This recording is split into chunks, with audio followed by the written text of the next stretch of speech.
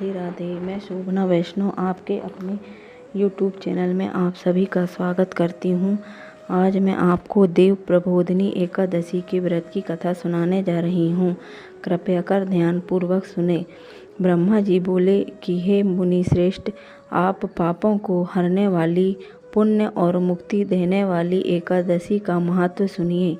पृथ्वी पर गंगा की महत्ता और समुद्रों तथा तीर्थों का प्रभाव अभी तक है। जब तक कार्तिक की देव प्रबोधिनी एकादशी तिथि नहीं आती, मनुष्य को जो फल 1000 अश्वमेघ यज्ञ और 100 राजसूय यज्ञ से मिलता है, वही प्रबोधिनी एकादशी के व्रत से मिलता है। नारद जी कहने लगे कि हे पिता, एक समय भोजन करने, रात्रि को भोजन करने तथा सारे दिन उपवास करने से क्या फल मिलता है, सो आप विस्तार पूर्वक समझाइए। ब्रह्मा जी बोले कि हे पुत्र, एक बार भोजन करने से 1 जन्म और रात्रि को भोजन करने से 2 जन्म तथा पूरा दिन उपवास करने से 7 जन्मों के पाप नष्ट हो जाते हैं। जो वस्तु त्रिलोकी में न मिल सके और दिखाई न दे सके, वह हरि प्रबोधिनी एकादशी से प्राप्त हो सकती है। मेरु और मंदराचल के समान भारी पाप भी नष्ट हो जाते हैं तथा अनेक जन्म में किए हुए पाप समूह क्षण भर में भस्म हो जाते हैं। ऐसे रुई के बड़े भारी ढेर को अग्नि की छोटी सी चिंगारी भस्म कर देती है। विधि पूर्वक थोड़ा सा पुण्य कर्म बहुत फल देती है, परंतु विधि रहित चाहे अधिक किया जाए तो भी उसका फल कुछ नहीं मिलता। संध्या न करने वाले मुनास्तिक, वेद निंदक, धर्मशास्त्र को दूषित करने वाले मूर्ख, दूसरी स्त्री का अपहरण करने वाले, पाप कर्मों में सदैव लगे रहने वाले, धोखा देने वाले ब्राह्मण अथवा शूद्र पर स्त्री गमन वाले तथा ब्राह्मणी से भोग करने वाले, ये सब चंडाल के समान हैं। जो विधवा अथवा सधवा ब्राह्मणी से भोग करते हैं, वे अपने कुल को नष्ट कर देते हैं, पर स्त्रीगामी के संतान नहीं होती और उसके पूर्व जन्म के संचित सब अच्छे कर्म नष्ट हो जाते हैं। जो गुरु और ब्राह्मणों से अहंकार युक्त बात करता है, वह भी धन और संतान से हीन होता है। भ्रष्टाचार करने वाला, चांडाली से भोग करने वाला, दुष्ट की सेवा करने वाला और जो नीच मनुष्य की सेवा करते हैं या संगति करते हैं, यह सब पाप हरि प्रबोधिनी के व्रत से नष्ट हो जाते हैं। जो मनुष्य अपने कर्म में हरि प्रबोधिनी एकादशी के व्रत को करने का संकल्प मात्र करते हैं, उनके 100 जन्मों के पाप नष्ट हो जाते हैं। और जो रात्रि को जागरण करते हैं, उनकी आने वाली 10,000 पीढ़ियाँ स्वर्ग में जाती हैं। नरक के दुखों से छूटकर प्रसन्नता के साथ सुसज्जित होकर वे विष्णुलोक को जाते हैं। ब्रह्म हत्या आदि महान पाप भी इस व्रत के प्रभाव से नष्ट हो जाते हैं। जो फल समस्त तीर्थों से स्नान करने, गौ, स्वर्ण और भूमि का दान करने से होता है, वही फल इस एकादशी को रात्रि जागरण से मिलता है। हे मुनि शार्दुल, इस संसार में उसी मनुष्य का जीवन सफल है जिसने हरि प्रबोधिनी एकादशी का व्रत किया है। इस संसार में जितने भी तीर्थ हैं, उन सब के स्नान दान आदि का फल इस व्रत से मिलता है। अतः और सब कर्मों को त्याग कर भगवान के प्रसन्नार्थ कार्तिक शुक्ला हरि प्रबोधिनी एकादशी का व्रत करना चाहिए। वही ज्ञानी, तपस्वी तथा जितेंद्रिय है और उसी को भोग तथा मोक्ष प्राप्त होता है।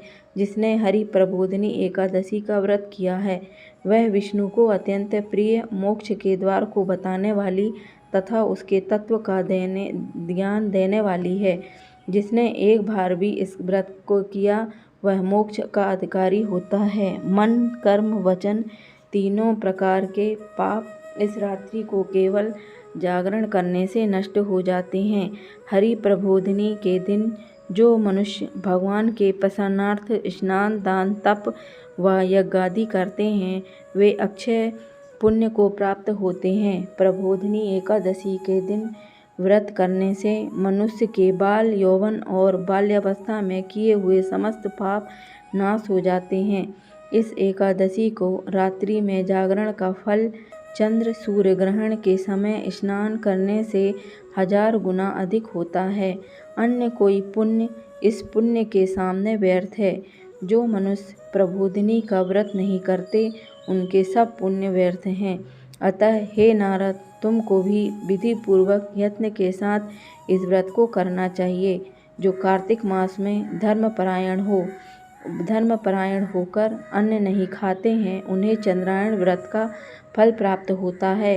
कार्तिक मास में भगवान दानादि से इतने प्रसन्न नहीं होते जितने कि शास्त्रों की कथाओं के सुनने से होते हैं।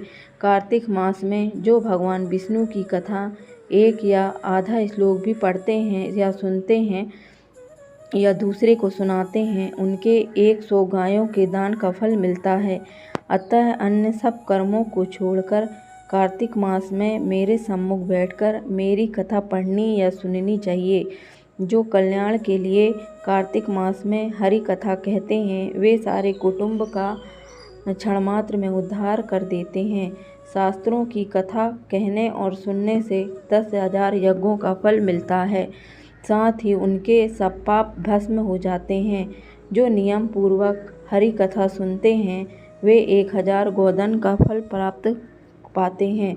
विष्णु के जागने के दिन जो भगवान की कथा सुनते हैं वे 7 दीपों समेत पृथ्वी के दान करने का फल पाते हैं। जो मनुष्य भगवान की कथा का सुनकर वाचक को अपनी सामर्थ्य के अनुसार दक्षिणा देते हैं उनको सनातन लोक मिलता है। ब्रह्मा की यह बात सुनकर नारद मुनि ने कहा कि हे भगवान, एकादशी व्रत की विधि हमसे कहिए और कैसा व्रत करने से क्या फल मिलता है वह भी विस्तार पूर्वक समझाकर कहिए। नारद मुनि की बात सुनकर ब्रह्मा जी कहने लगे कि ब्रह्म मुहूर्त में जब 2 घड़ी रात्रि रह जाए तब उठकर शौच आदि से निवृत्त होकर दंत धावन आदि करें और नदी, तालाब, कुआं, बावड़ी या घर में ही जैसा संभव हो स्नान आदि करें। फिर भगवान की पूजा करके कथा सुने और फिर व्रत का नियम ग्रहण करना चाहिए। उस समय भगवान से विनय करें कि हे भगवान, आज मैं निराहार होकर व्रत करूँगा, आप मेरी रक्षा कीजिए। दूसरे दिन द्वादशी को भोजन करूँगा। तत्पश्चात भक्ति भाव से व्रत करें तथा रात्रि को भगवान के आगे नृत्य गीतादि करना चाहिए। प्रबोधिनी एकादशी को कृपणता को त्याग कर बहुत से पुष्प, फल, अगर, धूप आदि से भगवान का पूजन करना चाहिए। शंख के जल से भगवान को अर्घ्य देवें। इसका समस्त तीर्थों से करोड़ गुना फल मिलता है। जो मनुष्य अगस्त्य के पुष्प से भगवान का पूजन करते हैं उनके आगे इंद्र भी हाथ जोड़ता है। तपस्या करके संतुष्ट होने पर हरि भगवान जो नहीं करते वह अगस्त्य के पुष्पों से भगवान को अलंकृत करने से करते हैं। जो कार्तिक मास में बिल्वपत्र से भगवान की पूजा करते हैं वह मुक्ति को जाते हैं। कार्तिक मास में जो तुलसी से भगवान का पूजन करते हैं उनके 10,000 जन्मों के पाप नष्ट हो जाते हैं। तुलसी दर्शन करने, स्पर्श करने, कथा कहने, नमस्कार करने, स्तुति करने, तुलसी रोपण, जल से सींचने और प्रतिदिन पूजा सेवा आदि करने से 1000 करोड़ युग पर्यंत विष्णु लोक में निवास करते हैं। जो तुलसी का पेड़ लगाते हैं उनके कुटुंब में उत्पन्न होने वाले प्रलय काल तक विष्णु लोक में निवास करते हैं। हे मुनि, रोपी हुई तुलसी जितनी जड़ों का विस्तार करती है उतने ही 1000 युग पर्यंत तुलसी रोपण करने वाले सुकृत का विस्तार होता है। जिस मनुष्य की रोपण की हुई तुलसी की जितनी शाखा, प्रशाखा, बीज और फल पृथ्वी में पड़ते हैं उसके उतने ही कुल को बीत गए हैं तथा होंगे। 2000 कल्प तक विष्णु लोक में निवास करते हैं। जो कदम्ब के पुष्पों में हरि का पूजन करते हैं वे भी कभी यमराज को नहीं देखते हैं। जो गुलाब के पुष्पों से भगवान का पूजन करते हैं उन्हें मुक्ति मिलती है। जो बकुल और अशोक के फूलों से भगवान का पूजन करते हैं वे सूर्य चंद्रमा के रहने तक किसी भी प्रकार का शोक नहीं पाते। जो मनुष्य सफ़ेद या लाल कनेर के फूलों से भगवान का पूजन करते हैं उन पर भगवान प्रसन्न रहते हैं। और जो भगवान पर आम की मंजरी चढ़ाते हैं वे करोड़ों गौओं के दान का फल पाते हैं। जो दूब के अंकुरों से भगवान की पूजा करते हैं वे 100 गुना पूजा का फल पाते हैं। जो समी के पत्र से भगवान की पूजा करते हैं उन्हें महाघोर यमराज के मार्ग का भय नहीं होता।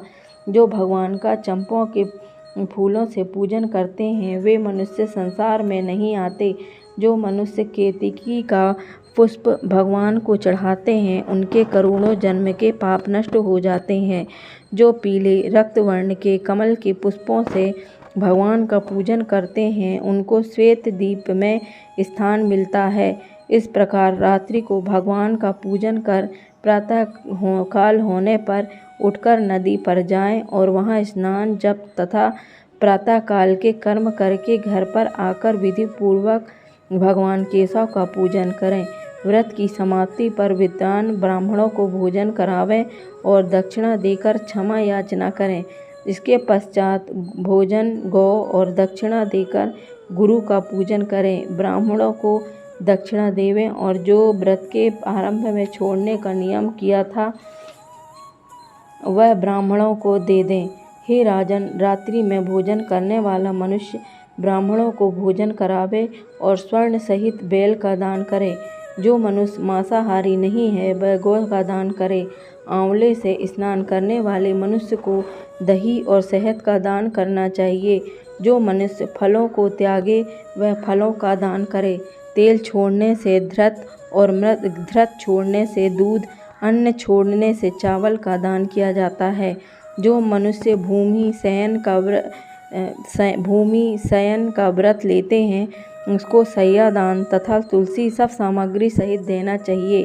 पत्ते पर भोजन करने वाले स्वर्ण का पत्ता घृत के सहित देना चाहिए। मौन व्रत धारण करने वाले को ब्राह्मण और ब्राह्मणी को घृत तथा मिठाई का भोजन कराना चाहिए।